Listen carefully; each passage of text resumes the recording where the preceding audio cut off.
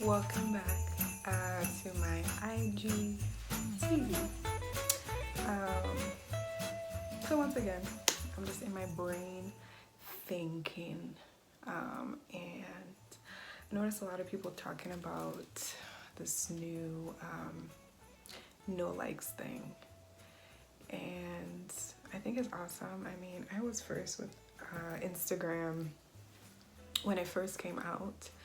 So right after college, and I loved it because it was kind of like a collage of your life, so you could post pictures. I mean, you weren't too concerned with the comments at that time as well. It was just a place where you could express yourself artistically. Now it's totally different. Definitely changed when Facebook purchased it, but you know, times have changed. But yeah, so this is my 3-day-old twist out. The top is looking glorious, the bottom not so much, but that's okay. It has nice volume, and we're just going to take it as it is. This is my new DP M&M shirt. I love it. It keeps me so warm. Like, it's so cold right now. Anything that keeps me warm, I love. It could be anything. It could be ugly. If it keeps me warm, I am wearing you. So, likes don't really matter to me. Yeah, it's nice to get the little love, you know, the likes, but nobody don't like me more than I like myself. So I mean, I could get 1,000,000 likes, but I still got 1,000,001 likes for myself. Anyways, with that being said, I was thinking about, you know, like, oh, does that make you a selfish person? You know, if you're all about your life on Instagram and, you know, the whole culture of the Instagram model and all that fun stuff, you know, but are you selfish? Are you interested in self-care? Because some people, for them, self-care is getting in front of the camera like this. Maybe that's me, I don't know. Maybe this is my self-care and I really don't know it yet, but So, you know, whatever. Your page is your page. You can share whatever you want to share. You know, a lot of people are sharing way positive things, and in the background, they're really, really sad. Some people post the most adventurous stuff, and behind the scenes are the most fearful people. Scaredy cats, you know what I mean? So, Instagram is what you make it. If you're there worried about followers and likes, then I feel sorry for you. Now, if it's for your business, I mean, your product should sell itself. So I've seen a lot of business pages with 200 followers and they're booming in reality. So anywho, it got me thinking about things I like to do for self-care, especially now since it's freezing outside, it's getting cold, people are getting sick. At least in my adult years, I have never taken a flu shot. And I always feel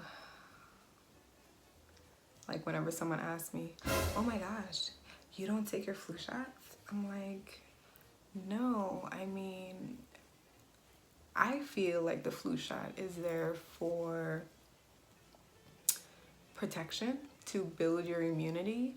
But if you do that on your own already, with natural plant-based products, what's the difference? So I just avoid flu shots at all costs. Any type of unnatural, I don't know where the hell they formulated this flu shot from. I don't like the idea of it. So I never really take flu shots. But in retrospect, I do maintain as a majority of the time I maintain a healthy eating habits.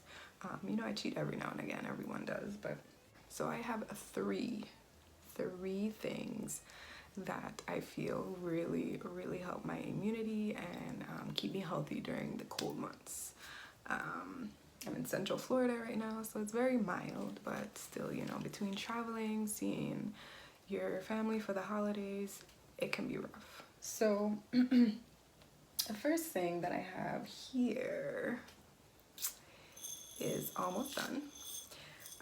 This is, let me see if y'all can see it. So this is elderberries. So I make a tea out of this just to build up immunity, basically. I mean, elderberry is very well known. Native Americans use it as an herbal remedies. So elderberry is actually a berry that, as you can see, is dried here. But basically, I boil water. I put about a tablespoon, if I'm feeling happy that day, or a teaspoon in, depending on how flavorful you like your tea, or potent you want your tea. But you know, it is really a really powerful herbal remedy. It relieves colds. Sorry, I'm looking at my notes here. It relieves colds. You know, it fights the flu. It boosts your immunity.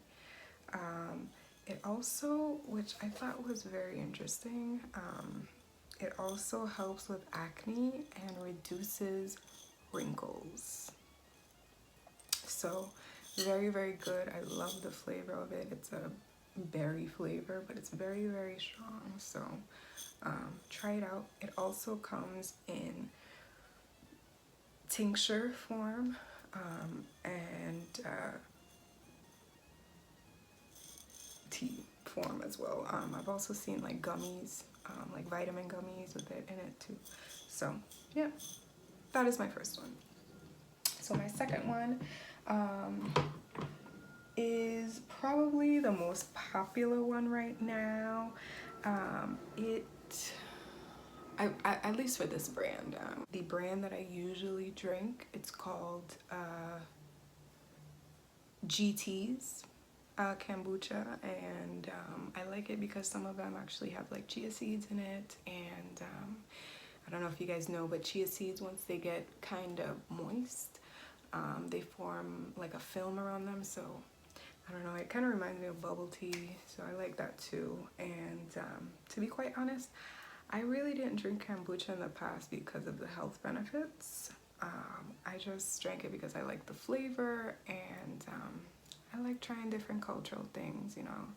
I always try to be a worldly woman, so Recently I've just tried this brand. It's called Health Aid Kombucha, and this one is the Pink Lady.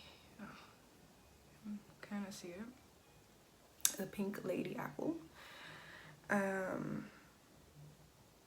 It's really good. It's says follow your gut. It's an incredibly crisp, a hint of cider, or organic and raw Pink Lady apple kombucha.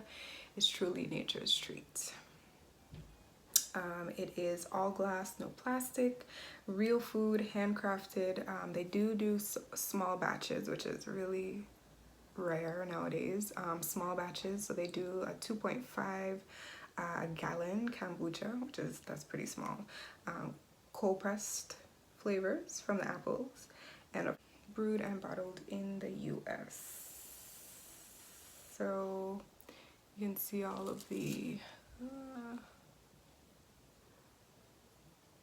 different things here. So it's organic, non-GMO, certified vegan, certified gluten-free, certified raw. So this is good for anybody that's on a raw diet.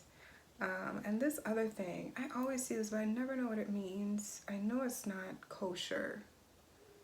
because the symbol for kosher does not look like this, but if anyone knows what this symbol is, ooh, can you see it? This symbol here is like a K with a palm tree. I don't know what that means, but if you know, let me know down below in the comments. And it has helpful ingredients. It has plain ingredients that I could read, which I love too. I hate additives.